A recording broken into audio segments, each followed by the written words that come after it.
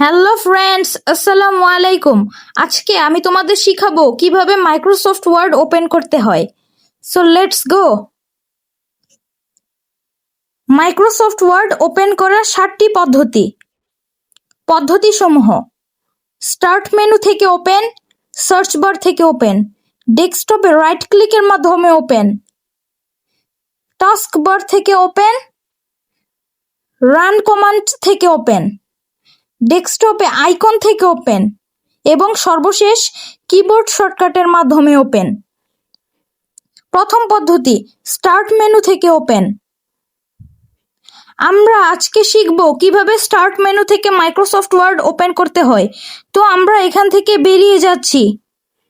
Start menu থেকে Microsoft Word open করতে হলে আমরা স্টার্ট মেনুতে যাব। এখানে মাইক্রোসফট ওয়ার্ড পিনড অবস্থায় থাকতে পারে অথবা এখানে রেকমেন্ডেড অবস্থায়ও থাকতে পারে। যদি আমরা খুঁজে না পাই, আমরা অল অ্যাপসে ক্লিক করব। এখানে আমরা মাইক্রোসফট ওয়ার্ড খুঁজে বের করব।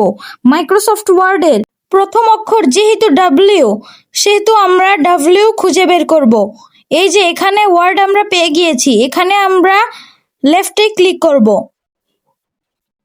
এই যে আমাদের মাইক্রোসফট ওয়ার্ড ওপেন হয়ে গেল। এভাবে আমরা মাইক্রোসফট ওয়ার্ড ওপেন করতে পারি।